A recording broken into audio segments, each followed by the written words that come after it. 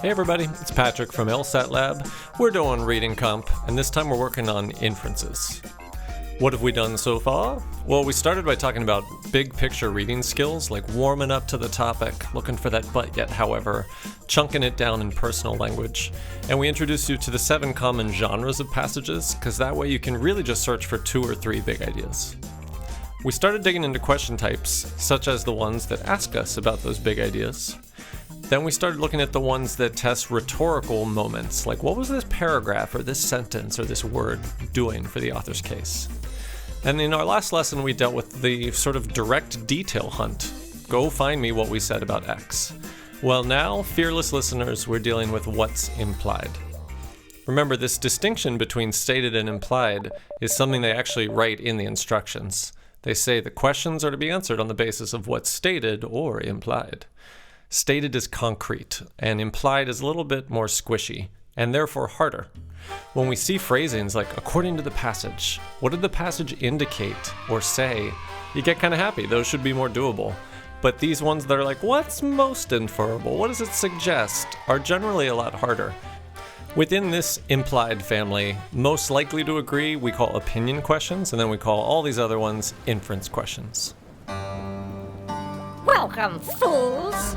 You've stepped over to the dark side now! Hi, Mother. What's for dinner tonight? I was thinking soup? Of course you were. We always have soup. You know there are other pieces of cookware in this kitchen besides that cauldron, right? Some questions have what we would call a defined target because the keywords in the question stem really point you to one specific area. Some have a semi-defined target because it might be a whole paragraph or multiple lines. And then some have a totally undefined target because the question stem doesn't give you any hint. Guess which one's our favorite? Yes, we like being told where to look. And guess which one's our least favorite? Thanks, undefined target. We sort of feel like we're at the mercy of the answers and we're playing defense. But there is one technique we still have. A ton of these answers are wrong because the language is too strong. And some of them are wrong because they just go against common sense, which correct answers usually don't do. So the better we train our brains to pick up on strong language, the quicker we can get some eliminations. Try picking your favorite answer without even reading the passage. Just base it off strength of language and whether or not it seems to violate common sense. All right, A says that there's not a single person that creates links to web pages who also owns intellectual property on web pages. Not a single person does both? Don't musicians upload their intellectual property and link to it? B says that whoever controls access to a document would be considered the distributor of that document. That's kind of reasonable. If you control it, I guess you distribute it. C is saying that if you have intellectual property on the web, you have no rights of privacy. That seems pretty extreme. I would hope we still have some. D says that if you make a link to a web page, then you have primary control over those documents. By linking there? And then E says you have to turn this into a physical document. You have to print it before you can do copyright infringement. There's no copyright infringement until you hit Control P. So 4 of these answers really just kind of make insane, strong claims that don't hit our gut with any sense of how the world works. B makes a pretty moderate claim. And remember, every Reading Comp passage comes from a real author, a reasonable person who has reasonable views. So it's helpful to remind yourself the correct answer is not crazy, and it's supported by the text. So when we're doing undefined target, think on that first pass, there's going to be a couple that should just sound too strong or out there. Let me spend time researching the ones that sound more moderate or reasonable. Let's practice that. Where is the support text to back up choice B? Pause the video and look for it. B is talking about who controls access, which shows up at the end of that second paragraph. A controls access, and who is A? A is the author of the document, the one who put it up on a web page. What about distributor? Well, that shows up about 5 times. It starts by just broadly telling us that currently you can sue someone that distributes your intellectual property, even if they didn't make copies. But does that mean that someone who links to your page is committing copyright infringement? The author is like, well, let's figure out who controls distribution of a document. And her conclusion at the end is like, even if B is leading you to that document, A, the person who uploaded it, that's who controls access. Creating a link is not the same as distributing. We see this conclusion word, hence, that's essentially creating a little like argument. If you're just creating a link, you're not distributing, whereas if you control access, you are distributing. So those sentences would work as support, as would the previous pair of claims. We hear that A is the one offering the document for distribution, and then we later hear that A is the one who controls access to it. So we could synthesize those claims and get the language of choice B. Isn't this overcomplicating things? Wasn't it just sort of the whole point the author was getting at? Great question. No, overcomplicating things would be asking you to do this question in a room full of rattlesnakes. If we see snakes, does that mean that it's the experimental section? No, snakes can appear on any of the 3 scored sections. On some questions, there's going to be different ways to explain how the correct answer is supported. In this case, we could say these 2 consecutive claims combined together yield answer B. But when we see an undefined target, a lot of times the correct answer does reinforce a big picture idea. Here the author had posed this question of who controls distribution, and the big picture answer was that the one who controls access controls distribution. So choice B does reinforce the gist of the paragraph. The support for a correct answer on an implied question can take a lot of forms. Sometimes it's just a single claim that's presented in a more complicated way. Sometimes it's an idea you could derive from a single sentence in the passage. Often it's going to be combining 2 claims that are next door to each other. Once in a while it's going to be grabbing a little support from this paragraph and a little from this paragraph. Sometimes though it'll just feel more like, well yeah, that aligns with what the author was doing in this paragraph, or that seems to align with what the author was saying overall in the passage. And then once in a while, the best answer is just kind of a reasonable speculation. Now I know that seems like a lot of categories, Esmeralda. Do not take out your frustration with the test on my whiteboard. Come on, man, I don't want to go back to Office Depot. Yeah, I called the European cops on you, Esmeralda. European cops? That's her. She did that really cool kickflip move. Get her. All right, can you guys pause the video and read these 2 paragraphs carefully? Welcome back. We're going to look at some correct answers to these various inference questions. So here's a correct answer. Pause the video to compare it to the support text. All we're doing is regurgitating this idea, but with synonyms. To suppose we all have X is to grant the existence of X. To say you got real needs and genuine needs would mean pretty much the same thing. Physical and psychological are different ways of talking about our minds or our bodies, but note, we've switched the order. The original went green-blue, answer goes blue-green. Their 2 main tricks are to use synonyms and weird syntax. Once again, pause and compare the correct answer to the support. We turned principal mechanism into the primary means. We turned its manipulative power to how it exerts its influence. And we turned the creation of false needs into stimulating unnecessary desires, once again switching the order of concepts. One of the most important things to know about implied questions is that trap answers sound like the passage. Correct answers preserve the meaning, but not the sound. The complicator will turn the cat is hungry into something stupid, like not all of the cat's needs have been sated. That's what a correct answer sounds like. All right, here's an example of implied by a claim. Pause and compare the answer to the support. So we're not really regurgitating the meaning here. It's just something derivable from that sentence.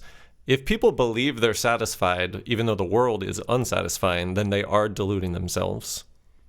And if they're succumbing to oppression, they are falling victim of being controlled. It's increasing their susceptibility to being controlled.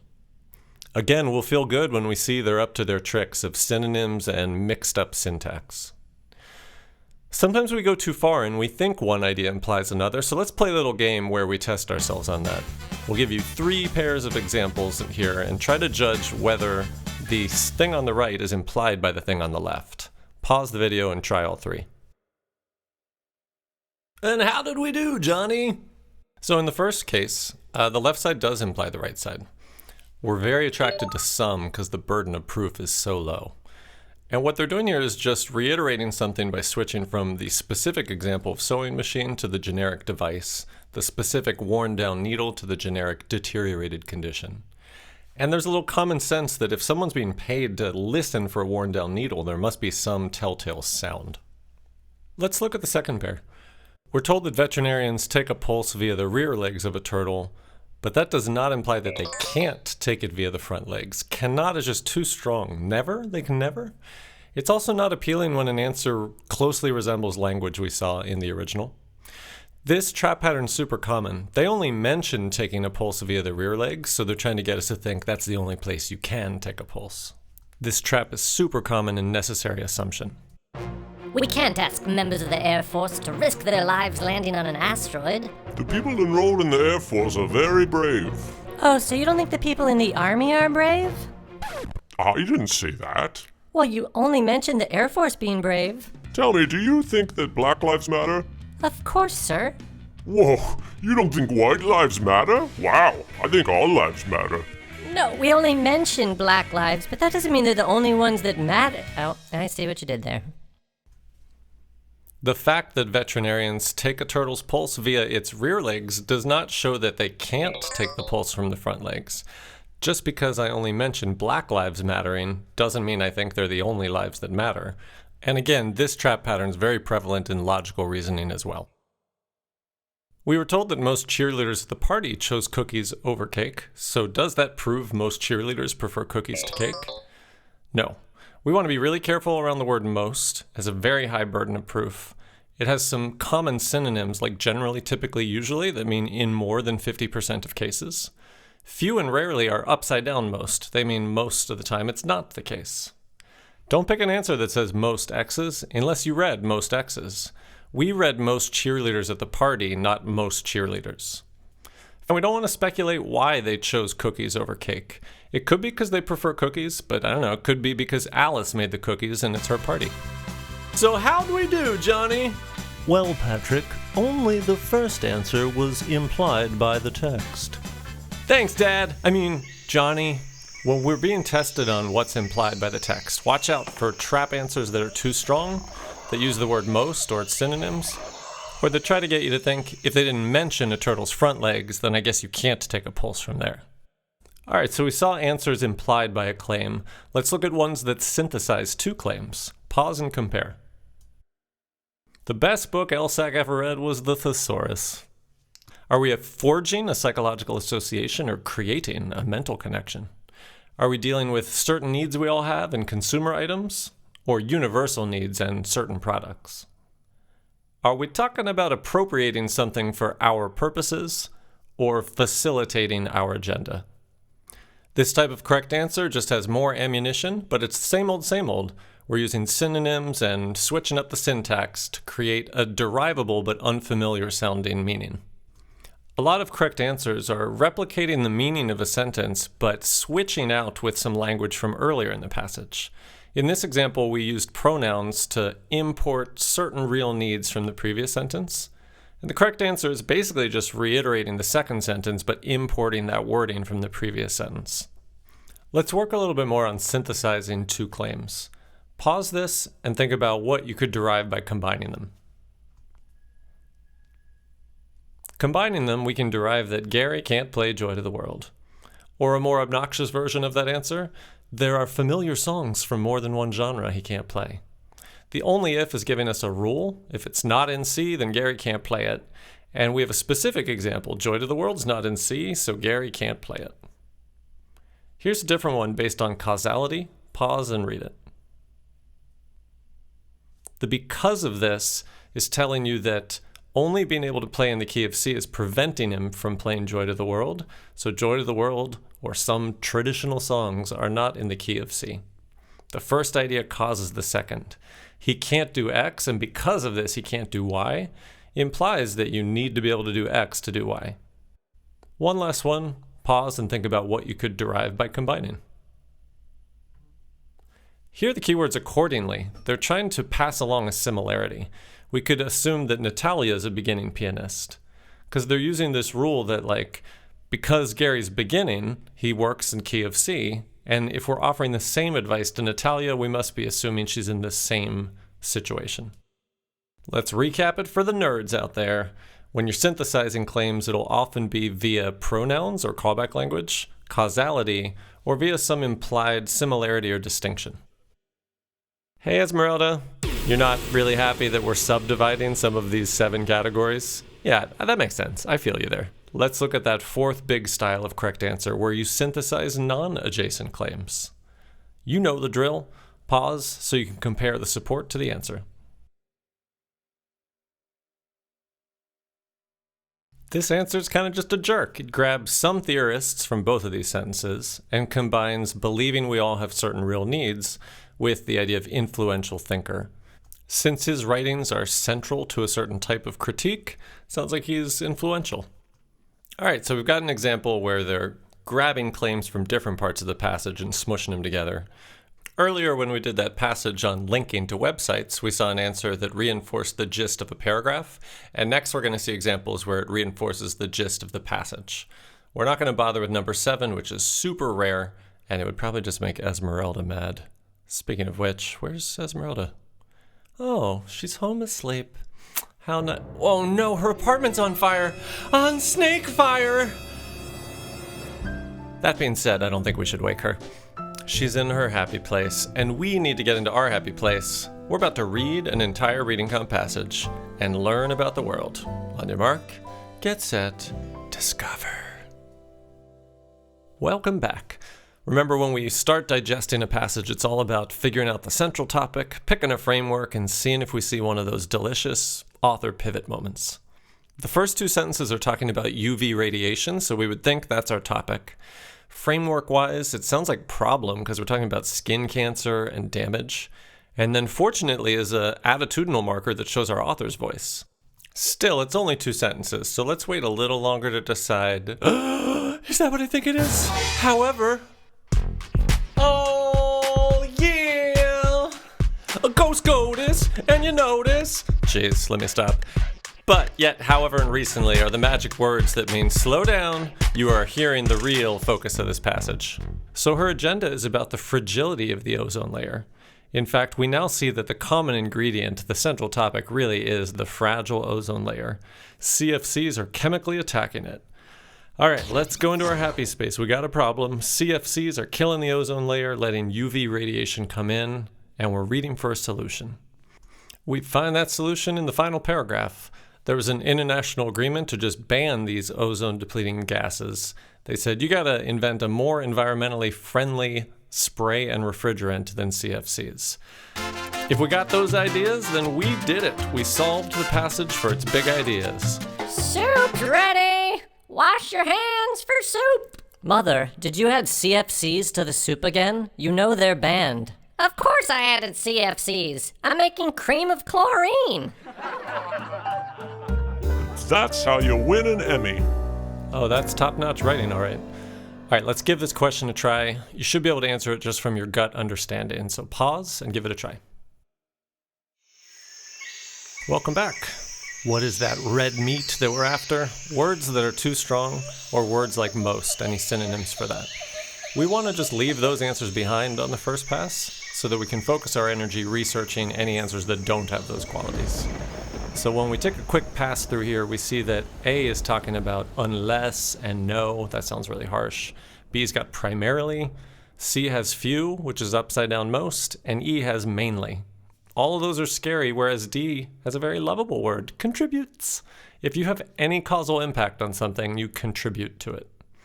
So let's ask ourselves, does regulating CFCs contribute indirectly towards preventing skin cancer? What do they mean by contributes indirectly?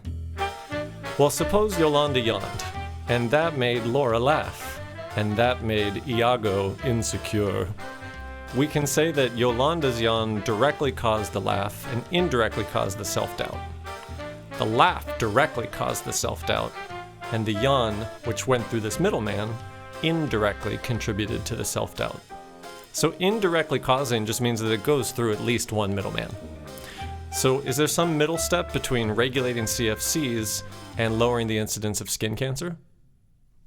Yeah, the ozone layer. When we regulate CFCs, we protect the ozone layer, which protects us from the UV radiation that causes skin cancer.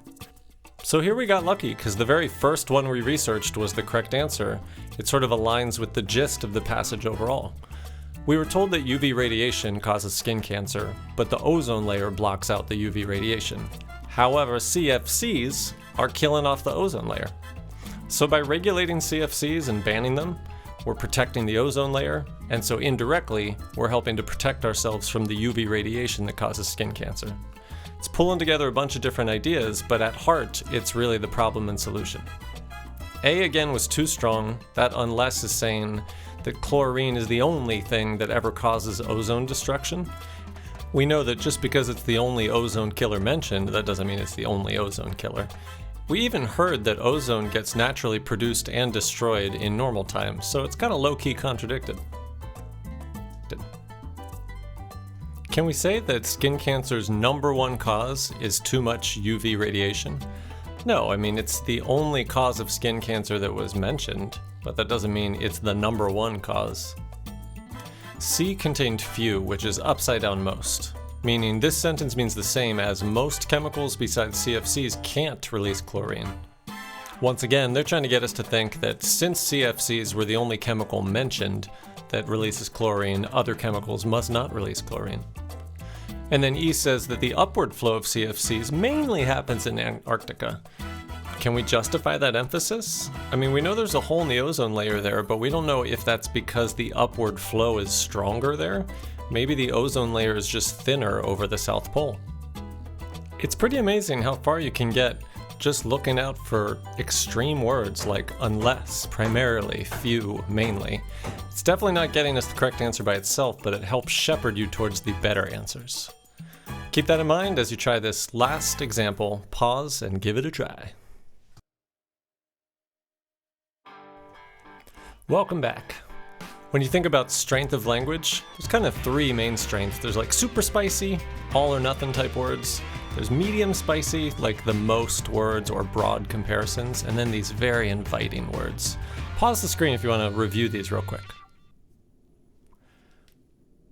When we get good at seeing these words, then on a first pass through answers like this, the no, the most efficient, the cessation, which means the total stopping, those jump out. Fewer looks a little scary, and then E looks, delicious. Some has 1 data point, burden of proof. So let's start with E. Unfortunately, the only new refrigerants we heard about were environmentally friendly. So even though this is like super reasonable and mild, there's no support. There's really almost opposite support. The passage was all about a problem that got solved, and E is like, the problem still remains here and there. There's some chemicals that are still bad. So let's move on to B. Do we know that the new refrigerants since 1987 have fewer chlorine atoms?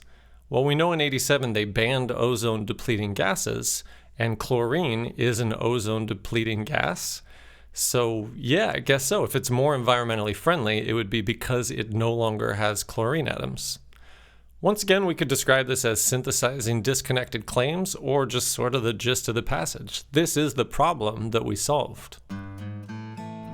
Again, undefined target loves to reinforce the big picture, and the big picture in this passage was problem solution. We got CFCs putting chlorine in the stratosphere, which kills the ozone and lets UV through, and the solution was to ban the CFCs and make better chemicals. The first answer was saying the solution, regulating CFCs, helps to lower the incidence of skin cancer, which was the whole problem with having an ozone hole in the first place. And then the other correct answer was saying that these new refrigerants that we've got since 1987, that was our solution, release fewer chlorine atoms. That was the whole problem with the old stuff with the CFCs. Let's generalize for a second. When we have a defined target, it's usually testing a pretty small idea, but with an undefined target, it's more often testing a big idea, although it will use specific terms. Okay, we're going to read one more passage and do 2 quick questions. Pause the video and give this a read. Welcome back. We're not going to break down the big picture here. The last paragraph is all you need to answer this question, so that's all we're going to put on screen. Pause the video and give this question a try. Welcome back. We see the word suggests in the question stem, so we know it's inference. And we see that there are some keywords. Do we want to look up Garcia assumes, or do we want to look up 1930 and 1960? Well, generally numbers and capital letters are a lot easier to find. So there's one sentence that talks about 1930 and 1960, and it has the other keywords too. Mexican Americans, Garcia. This looks like strong correspondence between sentence and question stem. So he's making an argument. He's arguing that X and hence Y. If we saw that in LR, then we know that we're assuming if X, then Y. Here he's saying this new generation was more acculturated, and thus they were more politically active. So it looks like he's assuming that if you're more acculturated, then you're more politically active. We've got a really specific prediction. Let's hold that in our head and keep saying it like a mantra. Answers. Are you connecting acculturated to politically active? Only B and C actually combine those two topics. A is talking about increased ethnic consciousness, which is sort of the opposite of becoming more acculturated to your new country. And then D is talking about achieving full civil rights, which is not about culturally blending in. And E is talking about being the victim of discrimination and rhetoric, which definitely is not about fitting in. When we compare B and C, B is saying that more culturalization leads to an increase. C is saying more culturalization leads to a lack of interest in political activity. So C is the opposite of what we were looking for, and B matches our prediction, and it is the correct answer. Stop. I mean, I can hit it out of the park all day if you give me these easy ones. But how about throwing me a little heater, right? That actually was a fastball. That was level 5. Only 42% of students on our platform are getting that right. So here's your trophy, Mr. Sarcastic. Enjoy it. Why are so few of us getting that right? The key words lead us to that sentence. Are we overcomplicating things? Well, in one sense, they are overcomplicating things. They took a word like more acculturated, which means you're starting to blend into the local culture more, and rewrote it as increased familiarity with the US culture. More politically active, they made it a little harder, an increase in political activity. Remember, we love it when we see that our pre-phrase has been agonizingly rewritten with synonyms and different syntax. That's how correct answers feel. A and C are contradictions. So A is saying the less acculturated you are, the more politically active, and then C is saying the more acculturated you are, the less politically active. What are D and E doing? Well, they're doing what trap answers love to do, baby. They're just copying the sound of phrases. Look at that huge snippet of text that is included in D, and look at that huge snippet of text included in E. We gotta be aware that that's how they're trying to trap us. 31% of people picked E, despite the fact that patronizing rhetoric is the opposite of inclusive rhetoric. Who's ready for a speed round? It's our last question, guys. Again, we're just showing you the last paragraph. That's all you need. Pause and give this question a try. Welcome back. Supports tells us it's inference. Ethnic consciousness is our keyword, and it only shows up in that final long-ass sentence. The main clause is saying, without a better understanding, you can't make that assumption. But the part we care about is saying that these variables help create variations in ethnic consciousness. What are these variables? Let's climb back. Patterns of bilingualism and rates of immigration and naturalization create these variations. That's what our correct answer E says, that variations in immigration and naturalization account in part, that's the same as contribute, to variations in ethnic consciousness. All right, what's wrong with A and B? Well, they're both too strong because they're saying that anytime this thing happens, ethnic consciousness increases. And we don't have any rule like that. And they kind of go against common sense because they're saying that your ethnic consciousness increases when you immigrate to the US or when you're born here. Get 'em, Lurleen. C also has an idea that's too strong. It's trying to connect ethnic consciousness to assimilation, which is mentioned earlier in the paragraph. We sometimes call this a word salad because they're just tossing ideas together. And similarly with D, they're just tossing Mexican American leaders with ethnic consciousness, even though they were not causally connected. A and B were both too strong and kind of went against common sense. C was too strong, but both C and D were really playing the word salad trick. And meanwhile, the correct answer just sort of synthesized adjacent ideas. It used the pronoun these to grab language from the previous claim. All right, here's your recap. The key words are things like inferred, suggests, most supported. This is testing what's implied by the text, which is way harder. The correct answer comes in a lot of different forms. Sometimes they just take a single idea and run it through the complicator. Sometimes it's implied by a claim or synthesizes adjacent claims. They might do that using pronouns, causality, or comparisons. Sometimes it's synthesizing disconnected ideas, but usually that's reinforcing the gist of the passage. The wrong answers are famously too strong. Sometimes they bring up unmentioned stuff, they go against what we heard, or they just invent a new comparison or causal connection. Sometimes they toss words together, and of course we got this famous pattern that if we only mentioned X, I guess that's the only or the main thing to which this applies. When a question is an undefined target, stay away from the strong ones on the first pass and research the weaker answers first. With a defined target, look up the support text and stubbornly stick to it. Thank you all for joining us for dinner. I've made Jonathan's favorite dish. Least favorite. Soup. See if you can infer the secret ingredient. Is it coriander? Is the secret ingredient love? You wish! No, the secret ingredient is snakes! That'll do it for today's lesson on Inference. Thanks for watching. Check out our other videos on YouTube or visit us at lsatlab.com.